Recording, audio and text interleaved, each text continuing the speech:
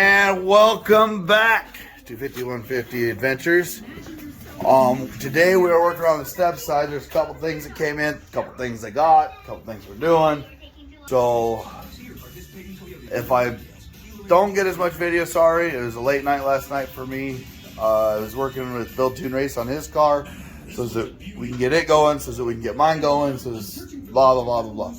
But anyways, so what we've done this morning so far is me and Corey got the transmission cooler lines ran, and I'm just gonna mount it right here for right now, just because I'm gonna have an electric fan right here so that it'll cool that way, just to get it going for Vegas.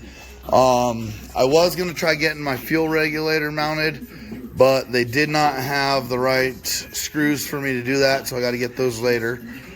We did get the tensioner for the serpentine system, but now I got to get a water pump ordered, because the last one they got was a truck one, wherever it went.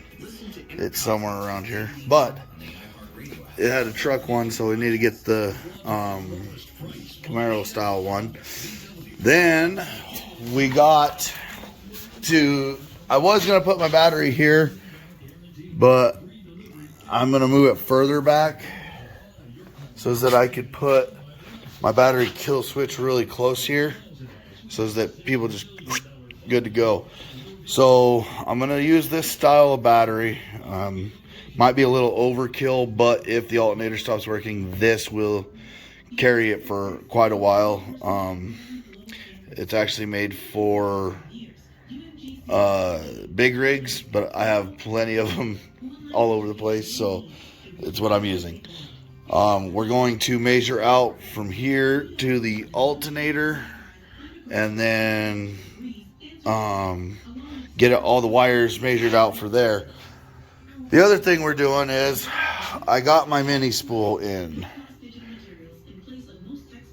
So what we're doing is we've got the rear end up. We went and got some more jack stands. We got the rear end up. We're going to get the tires and wheels off and roll them out the way. Pull the axles out. Now this side, I'm going to have to open the 40 door and pull the axle out into the 40 to get this axle out. And then this side, we're probably got just enough room to get it out, I want to say. So we'll do that as well. And then we'll get all the fluids drained, get everything ready, put it back together, and put this bad unit in here. I am waiting for some AN fittings so that we can finish the fuel system. The only thing is, for the supply side here, I'm only missing the fuel filter, which I'm ordering because through another order, because it was back ordered till April 28th through Holly. So I'm going to just get another one here so I can just get done what I need to get done. Then when we're done with that, Corey and I and Steven will take the seat out of the truck and get it ready for other awesomeness that's going to be going on. But for right now, we'll keep you updated on what we're doing, and as much as we can. So stay tuned. Alrighty, so I was dealing with some legal stuff and some guys. Well, Steven was underneath here, and he pulled off the diff cover, and this is what we found. We don't know what all this is from. It's got it on both sides, but the gears look really good. Even under here, the ring gear looks good. So what we're gonna do is, it's tight too. Yeah, and it's really tight. Everything's got good lash in it. It really feels good. So what we're gonna do is, Steven and I are gonna let this drain. We're gonna pull the tires and wheels off the back end, get the drums off, and get ready to pull the axles. And then when we pull the axles, we're going to also put new studs in the axles for the rear end. So stick with it. Alrighty, so we got this wheel off, and if you can tell, the brakes on this are not the best. They're all falling apart here. Got a good amount there. I guess they are alright. Maybe it was just dust. But we had to replace this wheel cylinder here. But for now, we're going to get the rear end pulled apart and get the new studs put in this, the mini spool put in, and this is something I could do at a later time. And we're also going to check and make sure that seal down in here, right? Now you can't see it right there. Make sure it's good and put a new one in it. And do bearings on the ends here and get everything going there. Now we're going to go over to the other side. As we can see what it's going to look like.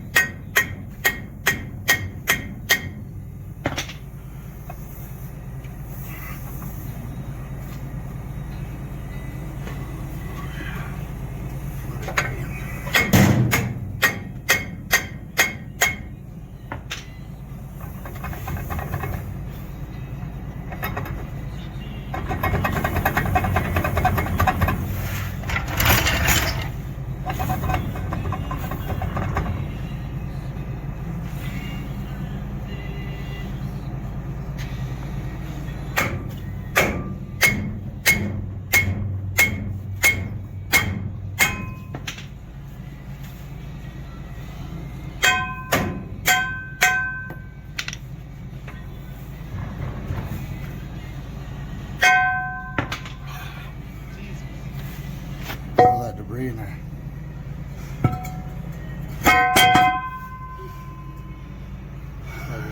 Brake pads. Now it spins good. No, those are pretty good. Not like we're gonna need them where we're going, but all right. So now we push this in. I'm gonna need a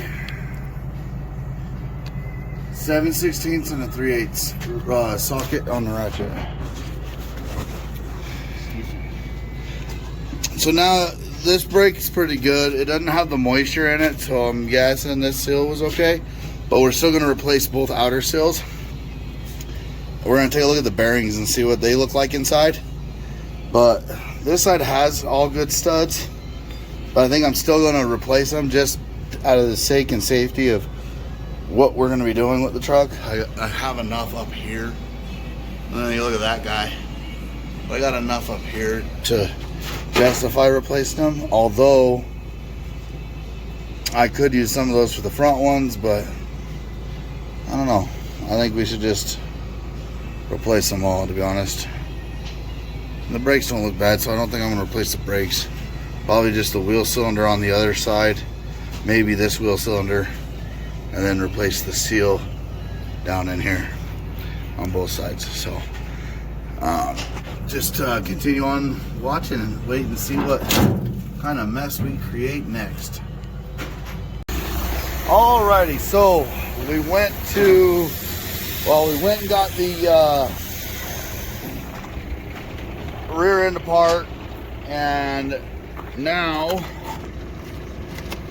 we got to do these. So the ones that came out originally were these, and O'Reilly's gave me the wrong ones originally. If I can get it to zoom here. There we go.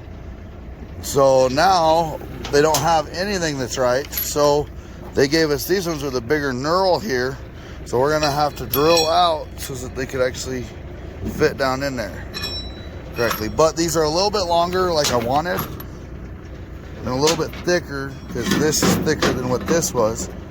So I'll be able to have it all the way up in there, and then my brake drum will sit right along this, and I'll drill the drum out as well. That way when the wheel is against everything, I'll have a little bit extra threads, as you can see, so as that I will have extra thread that some rules require me to have and everything like that. So we're gonna drill this out and get it ready and be right back. Well, I was gonna drill them out till I did this. So I'm sending Corey over to Big R to get me a right drill bit, because this really wouldn't have worked really good anyways, because I needed a 9/16 hole, and I would have had to do it from both sides and then file the centered ridge out of it. So I'm sending him to go get that. In the meantime, we're cleaning up this so that it can get some paint on it. Just do a little, oh yeah.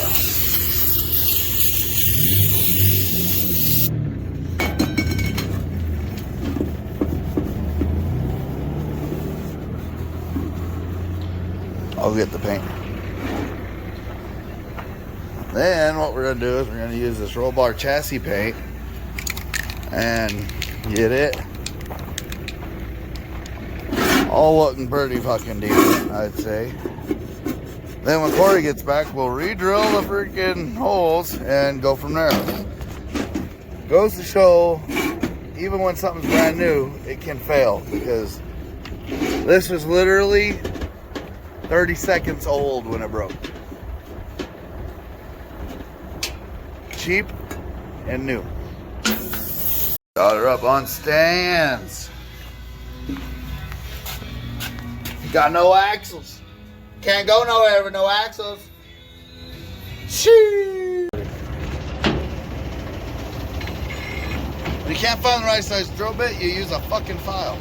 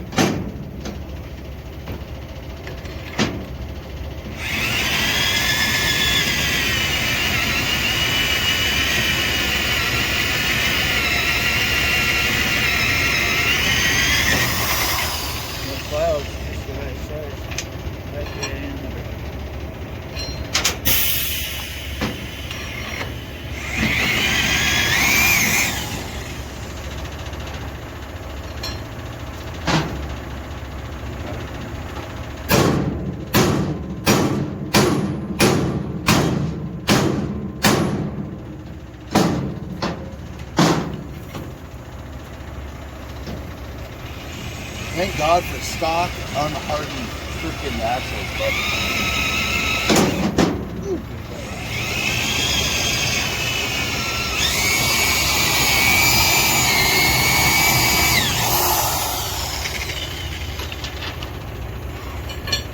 one more.